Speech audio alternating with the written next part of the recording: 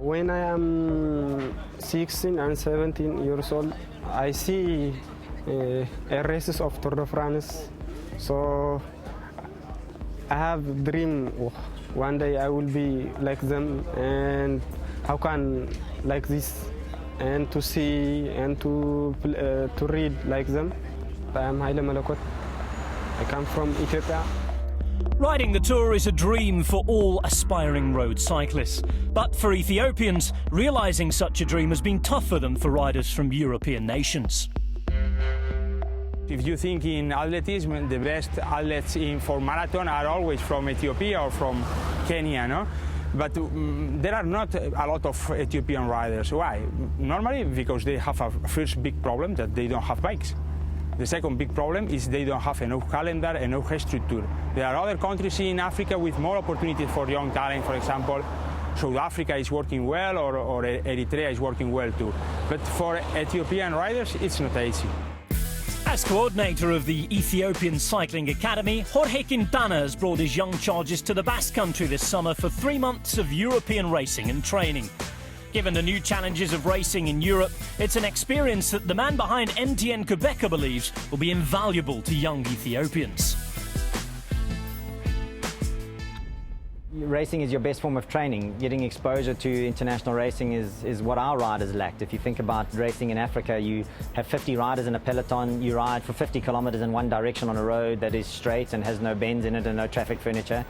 The power is definitely there with these riders, but that experience of riding in a pro peloton of 200 riders every 25 kilometers, you go through another town, another village, and traffic furniture, and that's the stuff that really you can't buy. You don't have that genetically. It's experience, and you don't buy experience. And so I think bringing them in early enough into experience more of, I guess that kind of cycling is a good thing.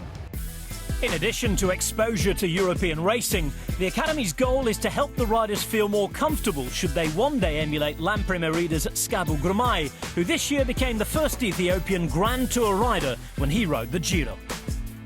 We are thinking about to set up an academy and more than cycling. So we are trying to teach to the riders English, to teach Spanish, to teach computer science, and also we have to show them how to train, how to eat, how to drink. So it's more thinking, more than results, we're thinking in a global concept because we want to change their lives.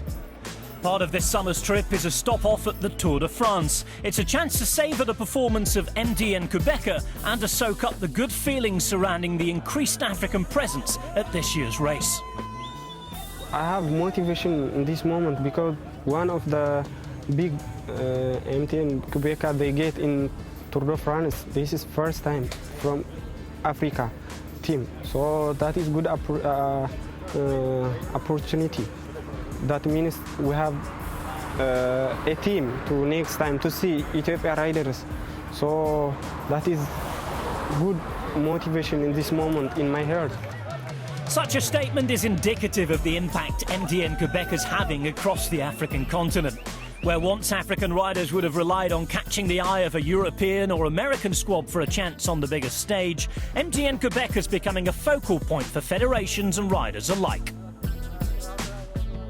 Everybody wants to be able to take riders and put them into the biggest races in the world, I guess. And we've been able to inspire many, and it's nice that these guys, want to leverage off a blueprint that we've created and become a part of it too. So that's pretty cool. We always said that we can't accommodate all of African cycling and all of the potential across Africa. So part of our dream is that we can expose the potential to the rest of the world's peloton, and then, I don't see why there shouldn't be an African rider on every World Tour team, every pro-continental team into the future. With plans to form a continental feeder team next season, MTN Quebecer hope to provide more opportunities to the likes of Haile Kelmot and the Ethiopian Cycling Academy. Opportunities that 10 years ago, few involved in African cycling could have imagined. For now, though, it's hoped that the message being transmitted by the performance of the first African team at the Tour can inspire. It's all about funding. It's about providing bicycles so that they can start when they're younger, because there's not many cycling and bicycles in across Africa. So I think it starts from there. It's the reason why we partnered with the Quebecer Charities, because we wanted to try and fulfill our pipeline, to try and draw on more potential that's across Africa.